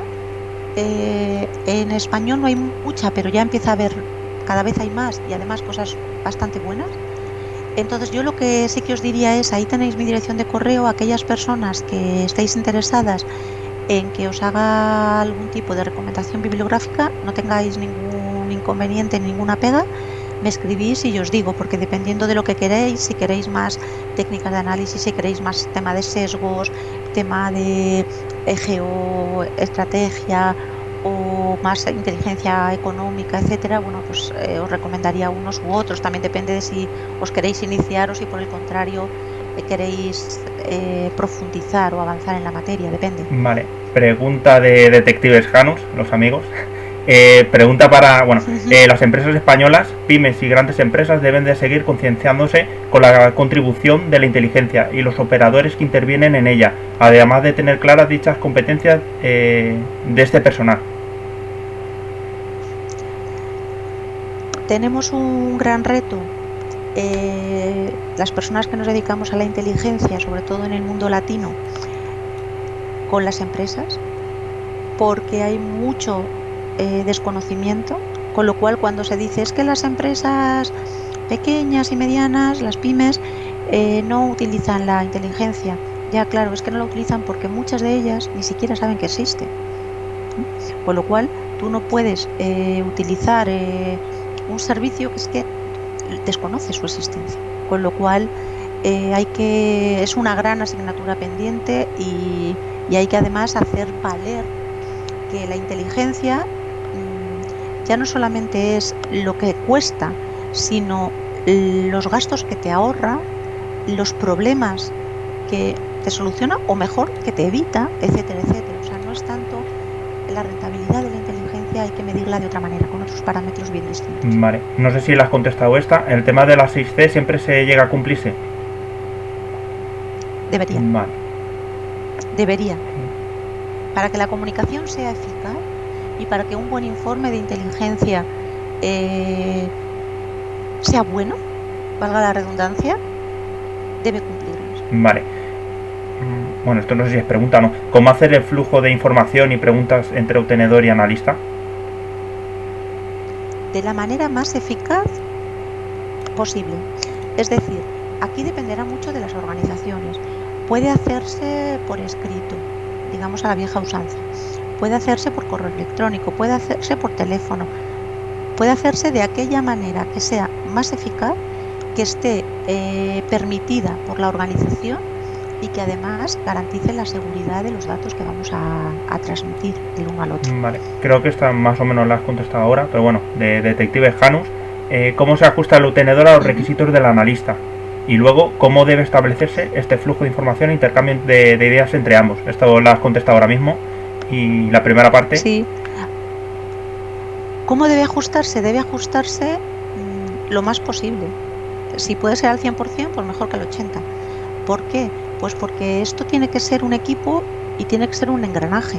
Con lo cual no debe haber fisuras, debe haber confianza y debe haber convencimiento de que los dos equipos, obtención y análisis, están trabajando en una misma dirección, con lo cual no vale ponerse zancadillas o mira, es que tú me estás pidiendo, pues es que tú no me das. No, vamos a ver una cosa, necesitamos esto y lo que tenemos que hacer es intentar conseguirlo. Y lo normal es que quien lo haga es el obtenedor, porque es a quien le ha tocado por el papel que desempeña, que es el obtenedor. Ahora, ¿esto quiere decir que el obtenedor sea más o menos, que el analista sea más o menos, que jerárquicamente el analista mande? No, yo no he dicho eso, ¿eh? Sencillamente el analista tiene un papel y unas misiones y el obtenedor tiene un papel y unas misiones. ¿Cuál es más importante? Igual. Por eso es importantísimo que la sincronización sea total y por eso apelo a que los analistas tienen la responsabilidad de concienciar y motivar a los obtenedores diciéndoles qué necesitan, por qué lo necesitan y tratando de agradecer siempre ese esfuerzo que hacen los obtenedores para conseguir a veces un datito, pero a veces un datito lleva mucho esfuerzo. Vale, bueno, esto es una pregunta, no sé si la puedes contestar tú, pero bueno, siendo extranjero, ¿se puede trabajar en algún área de inteligencia española? A ver, si nos referimos a áreas de inteligencia española dentro de organizaciones públicas españolas, la respuesta es no. Si nos referimos a estructuras de inteligencia en organizaciones privadas, la respuesta es sí, y dependerá mucho de la organización o de la empresa. Y aún así, en el mundo público, yo pienso que no, pero vamos a ver, la respuesta es no, pero no sé si hay alguna excepción. No lo sé. Vale, a ver, otra pregunta, pero bueno, aquí la puedo responder yo. Si conoces alguna escuela o alguna academia o algo que ayuden a seguir este tipo de informaciones, de formaciones. Aquí tenemos, os contesto yo, inteligencia más de liderazgo del gran profesor Díaz Caneja, y luego si Ana tiene alguna otra en la que ella participe, pues lo puedes indicar. Pues a ver, yo creo que escuelas hay bastantes. Yo te digo un poco, incluso universidades que dan formación buena, unas oficial, otras no oficial. Entonces, yo también doy formación y lo que hago normalmente es cursos a la carta, más que cursos para grupos, salvo que venga un grupo y me diga, quiero un curso para esto. Vale, perfecto, pero no deja de ser a la carta. Entonces, a esta persona que ha preguntado esto, le diría lo mismo que al participante que ha solicitado bibliografía. Ahí tenéis mi dirección de correo, no tengáis ningún inconveniente ni ningún problema en pedirme y yo, si queréis, os doy, porque además, dependiendo de dónde estéis geográficamente, pues habrá que ver inconvenientes y no, porque algunas trabajan todo online, otras todo presencial, otras semi. Entonces, bueno, pues habrá que ver bastantes cosas, y lo mismo, dependerá de si lo que queremos son niveles de iniciación o si por el contrario queremos ya perfeccionamiento, que entonces tendremos que ir a otro tipo de formaciones. Vale, la penúltima pregunta. ¿El futuro de un trabajador analista obtenedor, no el empresario, lo ves más como asalariado o como autónomo freelance? Esa pregunta es difícil de contestar, pero es difícil de contestar porque es que si la incertidumbre siempre ha sido la que ha sido, imaginaos ahora. Ahora es que cualquier cosa puede pasar. ¿Cuál es el futuro mejor? Las empresas, aquí el problema es que las empresas sean conscientes de que la inteligencia les es útil y que además debería ser algo importante para ellas el usarlo por todo lo que les aporta y por todo lo que les evita. Ese es el gran reto. Luego, si esto realmente cala en el tejido empresarial de nuestros países, algunas empresas decidirán tener sus propias unidades de inteligencia, con lo cual ahí estará el analista asalariado, y otros optarán por externalizar este servicio. Entonces ahí entrarán los freelance. Yo pienso que a muy corto plazo quizá gane el del asalariado, pero no lo sé. No lo sé, ¿por qué? Porque habría que hacer un estudio económico y de tendencias que yo no estoy facultada para hacer en estos momentos. Vale, una pregunta que me he saltado. En la etapa 5, ¿cómo sería un ejemplo para el caso que vimos? Caso 5. La fase 5 era la de valoración. Ahora no, a ver si contesta Claudia. No lo recuerdo, sinceramente. Era valoración de hipótesis, ¿no? Validación de hipótesis, es que no lo tengo delante. Es que como lo tengo ya, normal. No sé si ahora Claudia lo... Mientras... A ver, ¿y si no retrocedo en la presentación? Evaluaciones de hipótesis, sí. Evaluación de hipótesis. Sí, me parecía que era esa. Bueno, pues en este caso concreto, imaginaos, tendríamos que ver qué es lo que ha pasado hasta ahora, qué tipos de ataques hemos tenido. Tendríamos que ver qué entidades están interesadas en hacer un ataque, cómo lo harían, y lo tendríamos que hacer troceado, digamos. Primero, ¿quién querría atacar? Y dentro de ahí ver quién sería más probable, en virtud luego también de la capacidad, de la motivación y de la voluntad de hacerlo. Luego habría que ver, una vez que veamos quién tiene más probabilidades de atacar, lo que tendríamos que ver es cómo lo haría. Ahí es verdad que tendríamos que hablar con técnicos, pues no dejan de ser expertos, obtenedores o quienes tienen la información. Vamos a ver, si tú tuvieras que atacar a esta empresa, ¿cómo lo harías? Y te diría, pues mira, yo lo haría de esta manera. ¿Por qué? Pues porque tiene menos coste, tiene menos riesgo y además es muy eficaz. Pues ya está. Entonces habría que ir viendo las distintas probabilidades. A lo mejor incluso nos tendríamos que ir a un análisis bayesiano, se vería a ver cómo, dependiendo de todas las variables que haya, y al final habría que decir, pues mira, los riesgos mayores están en que el ataque venga de aquí, de esta manera, probablemente en este momento o aprovechando tal circunstancia, y se hará de esta forma. Menos probable pero muy peligroso sería esto. ¿De acuerdo? Lo que pasa es que a lo mejor a la empresa no le decimos lo más peligroso, o sí, depende de a lo que nos hayamos comprometido con ellos, pero lo tendríamos que seguir estudiando nosotros como analistas, porque lo normal en el mundo de los analistas es que tú elaboras un informe de inteligencia, pero eso no quiere decir que tú te desvincules de ese tema para siempre. Lo normal es que continúes con el tema, a veces porque es tu obligación y otras veces ya por querencia, ¿no? Te dejas llevar, porque pues como ya estás tan puesto en el tema, ese prurito profesional te lleva a continuar con el tema y a seguir con él y a seguirlo, y es como un niño tuyo, ¿no? Que aunque se vaya lejos, pero seguirá siendo tuyo. Vale, vamos con la... A ver, creo que es la penúltima. Llevo un rato diciendo la penúltima. Si conoces alguna herramienta automatizada open source que nos ayude a hacerte este análisis. Esto es complicado. Test de análisis depende. Mirad, para hacer herramientas hay algunas, y algunas gratuitas. O sea, hay muchas herramientas, gratuitas algunas. ¿Cuál es el tema? Pues que depende de qué es lo que queramos analizar. Nos vendrá mejor una herramienta o nos vendrá mejor otra. Es lo que yo antes os decía del martillo o la llave inglesa. Pues depende, si quiero clavar un clavo me vendrá mejor el martillo, pero si lo que quiero es aflojar una tuerca, pues mira la llave inglesa. Entonces depende del tipo de análisis que yo quiera hacer, me servirá más una herramienta u otra. Entonces lo mismo, ahí está si queréis mi dirección de correo y lo comentamos, porque es que es en virtud del objetivo. Vale, y ya la última pregunta, si es importante tener más de un idioma. Yo creo que esto sí, pero bueno, puedes contestar sí. También igualmente. A ver, sí, pero es importante tener más de un idioma, no solamente para los analistas de inteligencia, sino para cualquier persona, porque claro, como la vida es lo que hay y está todo tan globalizado y no todos hablamos lo mismo, pues cuantos más idiomas sepamos, mejor. Si encima nos los llevamos al mundo del análisis, pues muchísimo mejor. ¿Por qué? Primero, porque si queremos buscar o somos lectores ávidos, que deberíamos serlos, y si somos analistas, podemos leer en más idiomas y podemos buscar información en más idiomas. Y además, si domino más idiomas, o hablo más idiomas, o leo más idiomas, puedo captar matices que de otra manera se me escaparían. Imaginaos que yo utilizo el corrector de Google y de un discurso, de un documento, bueno, pues sí, pero a lo mejor muchos matices los he perdido.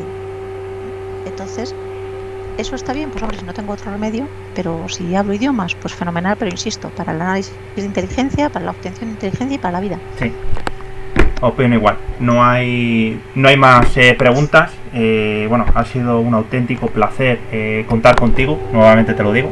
Creo que has tenido, ahora mismo tenías 440 personas y no sé si has tenido algún pico de 500, ¿vale? Personas que se estaban viendo, ¿vale? Pues nada, muy encantados y espero que haya gustado, que por los comentarios que he estado leyendo por el chat ha gustado mucho el taller. Pues lo dicho antes, muchísimas gracias a la organización y muchísimas gracias a las personas que habéis estado oyéndome, viéndome no, ya os he pedido antes disculpas y estoy a vuestra disposición para cualquier cosa en la que creáis que puedo ser de ayuda. Muchísimas gracias de verdad, y a la organización, felicitaciones. Muchas gracias. Bueno, con esta sesión, con este último taller, ya finalizamos, toda la serie de talleres que teníamos en Intercon. Están emitiendo ahora mismo la última ponencia de Laura en la sala 1 y luego ya finalizaremos con una clausura. Muchas gracias a todos los que habéis compartido pues, esta mañana o esta tarde, dependiendo de donde estuvierais, con nosotros en la sala taller. Y agradecer también a Pablo y a Goncho, que han estado con nosotros, me han estado cubriendo a lo largo de toda esta semana. Muchas gracias a ellos y nos vemos. Muchas gracias.